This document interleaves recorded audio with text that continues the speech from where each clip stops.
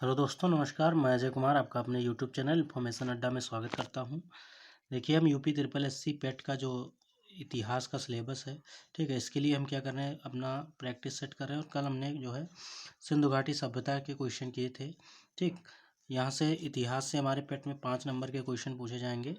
तो इसी का हम प्रैक्टिस सेट करें, क्योंकि अब हमारे पास केवल 13 दिन बचे हुए हैं। ठीक है, तो इस सीरीज में आज हम पहुँचेंगे वैदिक सभ्यता। वैदिक सभ्यता से जो भी क्वेश्चन आने वाले हैं उनकी हम एक प्रैक्टिस सेट करेंगे।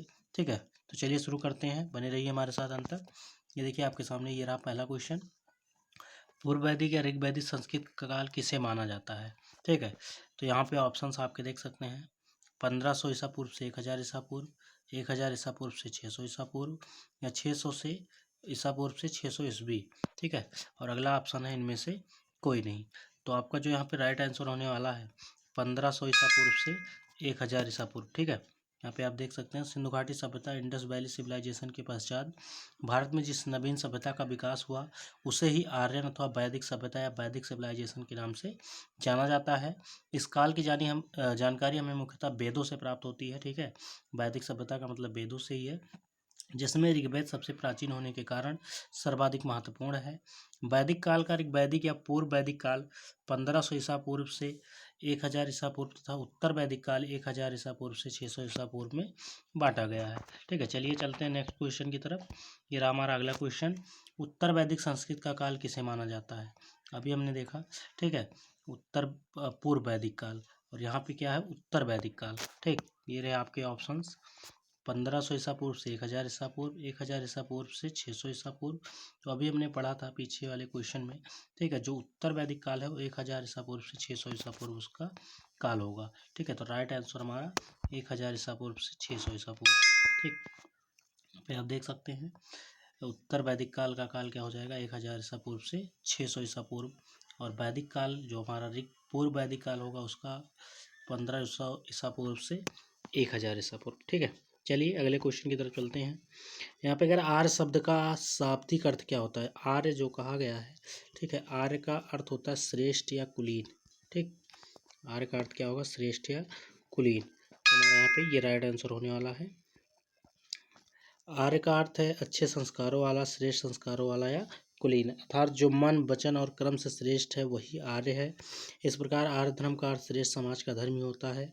प्राचीन भारत के आर्यावर्त भी कहा जाता है, जिसका तात्पर्य श्रेष्ठ जनों के निवास की भूमि था। ठीक, चलिए अगले क्वेश्चन की तरफ चलते हैं।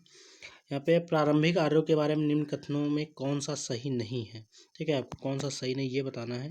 वो संस्कृत बोलने वाले थे, घुड़सवारी किया करते थे, वो कई झुंडों में भारत पहुँचे, मुख्यतः नगरों में निवास करते थे। ठीक है, तो ये ऑप्शन आपका गलत होगा। क्यों?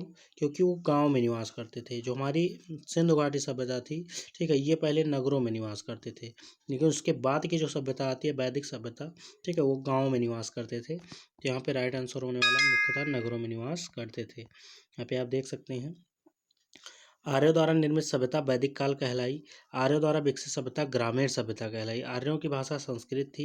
सिंधु सभ्यता के शहरों एवं प्रशासनिक व्यवस्था के पतन के बाद भारत में एक बार फिर से ग्रामीण सभ्यता का उदय हुआ, जिसके प्रवर्तक आर्य थे, जिसे वैदिक सभ्यता का नाम दिया गया।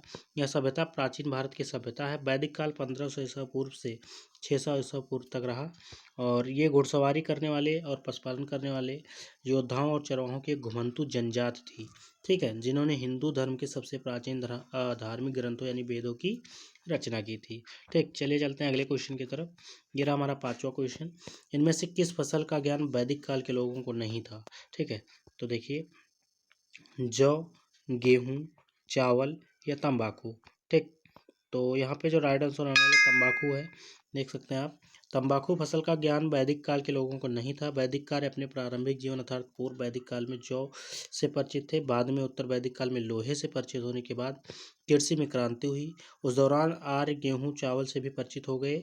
आर्य तंबाकू से परिचित नहीं थे। तंबाकू भारत में पुर्तगालियों द्वारा परिचित करवाया गया। आंध्र प्रदेश भारत का तंबाकू उत्पादक राज्य है। ठीक है, तो यहाँ से इतना क्वेश्चन आप कवर कर सकते हैं।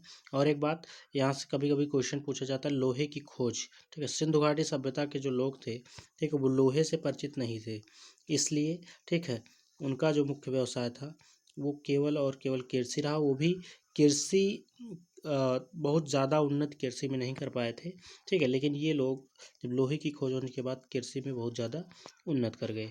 चलिए चलते हैं अगले क्वेश्चन की तरफ। ये रहा हमारा अगला क्वेश्चन। उत्तर वैदिक काल के वेद विरोधी और ब्राह्मण विरोधी धार्मिक अध्यापकों को किस नाम से जाना जाता है? जो वेद का विरोध करते थे और ब्राह्मणों का विरोध करते थे, ठीक है, इन अध्यापकों को किन नाम से जाना जाता था? तो यहाँ पे देख सकते हैं यजमान, श्रमण, अथर्वण या श्रेष्ठिन, ठीक है, तो उनको श्रमण के नाम से जाना जाता था। श्रमण परंपरा का आरंभ जैन और बौद्ध संप्रदाय से शुरू हुआ। श्रमण परंपरा एक आवैदिक परंपरा है, मतलब इसमें वेदों का कोई वो नहीं था। यहाँ वेदों को परम प्रमाण के रूप में स्वीकार नहीं करता। यह मानता है कि व्यक्ति अपने श्रम के बल पर मोक्ष की प्राप्ति करता है, न कि वेद के ज्ञान के आधार पर, ठीक है। श्रमण परंपरा ईश्वर में विश्वास नहीं करता। यह एक नास्तिक मत है जिसका प्रचार प्रसार जैन और बौद्ध संप्रदाय के उदय के बाद हुआ है, ठीक है। इसके बाद हम जैन और बौद्ध संप्रदाय ही पढ़ेंगे। इसके बाद हम पहले बौद्ध संप्रदाय, उसके बाद जैन संप्रदाय के क्वेश्चन करने वाले हैं, ठीक है। चलिए चलते हैं अगले क्वेश्चन की तरफ। ये रहा हमारा अगला क्वेश्चन। वैदिक गणित का महत्वपूर्ण अंग क्या है? कहाँ से प्राप्त होती है वैदिक गणित? ठीक है, तो ये देख सकते हैं आप, शतपथ ब्राह्मण, अथर्ववेद, शूलसूत्र या छंदोगोपनिषद से। तो आपका जो राइट आंसर होने वाला शूलसूत्र, ठीक है। शूलसूत्र या शूलसूत्र संस्कृत के सूत्र ग्रंथ में जो स्रोत कर्मों से संबंधित हैं। अपने नाम के अनुसार शूलसूत्रों में यज्ञ वेदियों को नापना, उनके लिए स्थान का चुनना तथा उनके निर्माण आदि के विषय का विस्तृत वर्णन है। ये भारतीय ज्यामिति के प्राचीनतम ग्रंथ हैं और यहीं से, ठीक है, वैदिक गणित का उदय माना जाता है, ठीक। चलिए चलते हैं अगले क्वेश्चन की तरफ। मेरा 8वां क्वेश्चन। किस वेद में प्राचीन वैदिक युग की संस्कृति के बारे में सूचना दी गई है? ठीक है, कौन सा ऐसा वेद है जिसमें वैदिक युग के बारे में हमको जानकारी मिलती है? सबसे पहले तो आप यहाँ पे देख सकते हैं, सबसे जो पुराना वेद हमारा है ऋग्वेद है, ठीक है, और यहीं से हमको ये जानकारी मिलती है। ऋग्वेद को इतिहासकार हिंदू यूरोपीय भाषा परिवार की भी अभी तक उपलब्ध पहली रचनाओं में एक मानते हैं और यह संसार के उन सर्वप्रथम ग्रंथों में से एक है जिसकी किसी रूप में मान्यता आज तक समाज में बनी हुई है। यह एक प्रमुख हिंदू धर्म ग्रंथ है। ऋग्वेद में प्राचीन वैदिक युग की संस्कृति के बारे में सूचना दी गई है सबसे पहले, ठीक है। अगर यहाँ पे क्वेश्चन पूछता सबसे पुराना वेद, तब भी हमारा जो ऑप्शन होता क्या होता? ऋग्वेद, ठीक है, ये हमारा सबसे पुराना वेद है। चलिए चलते हैं अगले क्वेश्चन की तरफ। ये रहा अगला क्वेश्चन। निम्नलिखित में से उत्तर वैदिक काल में लिखे गए ग्रंथों का सही क्रम, मतलब सबसे पहले आप देख सकते हैं क्या लिखा गया होगा? वेद लिखे गए, ठीक है। वेद के बाद क्या लिखे गए? ब्राह्मण। ब्राह्मण के बाद आरण्यक, मतलब जो जंगलों में लिखे जाते थे, ठीक है। उसके बाद उपनिषद। तो हमारा जो राइट आंसर होने वाला है ये हो जाएगा, ठीक। उत्तर वैदिक काल में लिखे गए ग्रंथों का सही क्रम सबसे पहले वेद, फिर ब्राह्मण, फिर आरण्यक और उसके बाद उपनिषद हैं, ठीक है। चलिए चलते हैं अगले क्वेश्चन की तरफ और ये हमारा लास्ट क्वेश्चन होगा। वेदों की संख्या कितनी है? ठीक है, वेदों की संख्या कितनी होगी? तो टोटल 4 वेद है हमारे पास, ठीक। ऑप्शन में देखते हैं 2, 3, 4, तो यहाँ पे 4 आंसर होने वाला है। आप देख सकते हैं वेदों की संख्या 4 है। कौन कौन से? हमारा एक हो जाता है ऋग्वेद, ठीक है, यजुर्वेद, सामवेद और अथर्ववेद। सबसे प्राचीन वेद जो होगा वो हमारा होगा ऋग्वेद, ठीक है। यहाँ पे दिया गया थोड़ा थोड़ा सा देख सकते हैं इसके बारे में। ऋग्वेद सबसे प्राचीन धर्म ग्रंथ है। इसमें 10 मंडल हैं, 1028 सूक्त है और 10,462 मंत्र हैं। इनमें देवताओं की स्तुति की गई है। देवताओं को यज्ञ में आह्वान करने के लिए मंत्र हैं। गायत्री मंत्र, महामृत्युंजय मंत्र, विवाह मंत्र इसी वेद में वर्णित हैं और यह वेद पद्यात्मक है, पद्य में लिखा गया, ठीक है, ना कि गद्य में। और अगर हम बात करें अथर्ववेद की, ठीक है, इस वेद में रहस्यमयी विद्याओं, जड़ी बूटियों के चमत्कार, ठीक, और आयुर्वेद का जिक्र किया गया। इसमें 20 अध्याय और 5,687 मंत्र का वर्णन है। इसके बाद बात करते हैं यजुर्वेद की। यजुर्वेद में क्या है? इसमें यज्ञ की विधियों और यज्ञों के प्रयोग किए जाने वाले मंत्र हैं, ठीक है। इसके बाद बात करते हैं सामवेद की। साम का अर्थ है संगीत, साम का अर्थ क्या होगा? संगीत। और इस वेद में वेद की ऋचाओं का संगीतमय रूप से, ठीक है, वर्णन किया गया। साम वेद गीतात्मक के रूप में है, मतलब गाने के योग्य है। इसमें 1824 मंत्र हैं। 75 मंत्रों को छोड़कर सभी मंत्र ऋग्वेद से ही लिए गए हैं, ठीक। तो ये हमारे 4 वेद हैं, ठीक है। वीडियो कैसी लगी आप कमेंट करके ज़रूर बताइए और हमारे साथ बने रहिए। इसी तरह से हम पेट में आने वाले जितने भी, ठीक है, टॉपिक्स हैं सभी के ऊपर हम प्रैक्टिस सेट करेंगे। अगला जो हमारे प्रैक्टिस सेट होगा वो होगा बौद्ध धर्म, ठीक है।